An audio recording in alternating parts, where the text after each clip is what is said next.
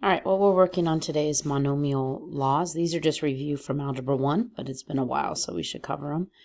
Whenever you have the same base and you multiply, then you're going to add your exponents. And so a to the third times a to the fourth becomes a to the 3 plus 4, which is a to the 7th. And then over here, I still do numbers the same. Negative 2 times 3 is negative 6. I have 1x here and 3 here, so I have a total of 4. And then I have 2 y's left over. Let me fix that 4. 2 y's. So whenever you're multiplying the same base, you're going to add the exponents. When you take a power, I'm raising it to that power, and so I'm going to multiply. And so when I take 2 to the 4th power, so it's a squared to the 4th, it's saying I have 4 groups of 2, and so it's 8. And just think about it, it's outside of parentheses, and we usually distribute and multiply, so you can think about it that way. All right, when I have a longer problem like this, I have to take it everywhere. So I get negative 3 to the 3rd, x to the 9th, y to the 3rd, and z to the 6th. The only thing I do have to figure out is this negative 3 to the 3rd, which is negative 27. So it's negative 27, x to the 9th, y to the 3rd, z to the 6th. The next rule is when I am taking the quotient, which is dividing. And if you think about it, I have some on top and I have some on the bottom, so I'm going to subtract them. And so if I have 5 on top, 2 on the bottom, I can take away 2 from each of them. So it's 5 minus 2. So this is a to the 3rd. When you have a problem like this on the right, you just take care of the numbers by reducing. 5 goes into 10 2 times, so it reduces to 1 over 2. I have, let's highlight these, I have 3 x's on top and 1 on the bottom. When you don't see an exponent, you should know that it's a 1. And so 3 on top and 1 on the bottom gives me 2 left over. And since there's more on top, my 2 x's stay on the top. And then the next one I need to look at is my y's. I have 1 y on top and 2 on the bottom. And again, I have more on the bottom. So when I take away 1, I get my 1 y on the bottom here. All right, our next power is the 0 power. Whenever I have the 0 power, it just makes it 1. And the reason it is because it says I have no a's, but remember I have to have a number in front. So it's just 1. So here I'm going to cross this off because it's just 1. And so 2 times 1 is 2, so it's 2y to the 3rd. On this one, this 0 power is for this whole thing. And so that whole thing is gone. So my answer is just 1.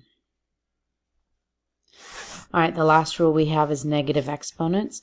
For negative exponents, what happens is I take it and I move it to the bottom of the fraction if it's on top. And so it'll be 1 over a to the m. So for this one, this is my negative exponent, so that's what moves to the bottom. The 5 doesn't have a negative exponent, so it stays to the top. Again, you only move what has a negative exponent. This one here has a negative exponent, so it's going to be moved to the bottom. I do have a negative 3, but it doesn't matter if the number's negative. It's the exponent that has to be negative. So that's going to stay there, and the x also stays on top. And the last type is when we have negative exponents that were on the bottom. Since it's negative, it goes on the top. You can put a divide by 1, but it really doesn't matter because divide by 1 still keeps the same. So here I have to move this. So I get 2x to the 3rd over 4. And I do want you to reduce fractions whenever you're able to. And so 2 over 4 reduces to 1/2 x to the 3rd. All right, so this one has a couple more steps. The first thing I'm going to do is I'm going to take care of my numbers right here. and 3 divided by 6 is 2. But because the bigger number's on bottom, it's actually going to be reduces to negative 1/2. And now this x has to go to the bottom. And so when I put it on the bottom, it's going to join this one here. So it's going to be x to the third and x squared. And then you notice, let me change colors for the y's. And then this y is negative, it's going to go to the top. So it's going to join the y to the third on the top. And so now I can combine things and I get negative 1 y to the 7th over 2 x to the 5th. Okay, so those are our monomial rules. Hopefully you remember some of them. Now what we're going to do is do some examples. And so I'd like you to pause the video after before you try each one, so that way you're able to check your work and see how you did. All right, so number 1, you should have just multiplied your numbers. 2 times negative 3 is negative 6. I have 2 x's here and 1 here, so I have 3 x's. And then for my y's, I have 1 y and 4 y's. So that gives me y to the 5th, and that's my answer. All right, for number 2, I have to take care of exponents first. And so remember, whenever I have exponent to an exponent, I'm distributing, so it's x to the 12th, y to the 8th. But then I cannot forget about this number out front, this 2x. And so I need to bring that 2x down.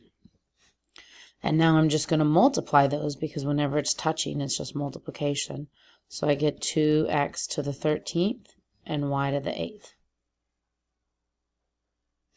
All right, for number 3, you should have focused on reducing these first. 24 over 10 reduces to 12 over 5. I have 2 x's on top and 1 on the bottom. So that means when I subtract them, I have 1 left. And since there was more on top, it's going to stay on the top. And then when I look at my y's, I have 3 y's on top and 5 on the bottom. And when I subtract them, I have 2. And because there was more on the bottom, I have y squared on the bottom. And I should probably box in my answers.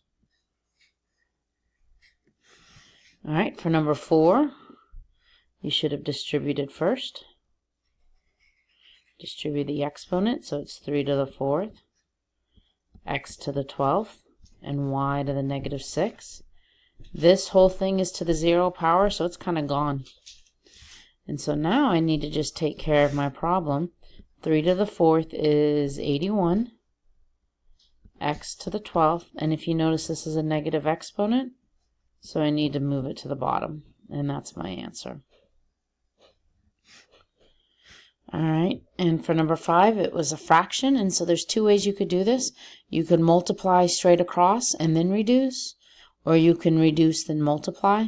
I like to multiply first, because then I only have to reduce once versus reducing twice. So what I'm going to do is I'm going to look at the top, and I'm going to multiply those, because it's just top times top. And so I have 2. I have 2 x's here and 1 on the second one, so it's x to the 3rd. 1 y and 4 y's makes 5 y's.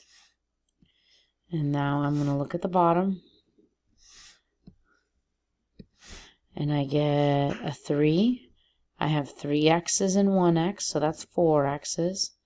4 y's and 2 y's, so that's 6 y's. And now, to go ahead and reduce it, I'll change colors one more time. 2 over 3 doesn't reduce. I have 3 x's on the top, 4 on the bottom. So that means I have 1 left on the bottom. And I have 5 y's on top and 6 y's on the bottom. So that means I have 1 y on the bottom. And so that's my answer. Okay, so for monomial laws, it's important to remember the laws, the basics up here. When are you supposed to add, subtract, multiply? And then you have to remember negative exponents have to move.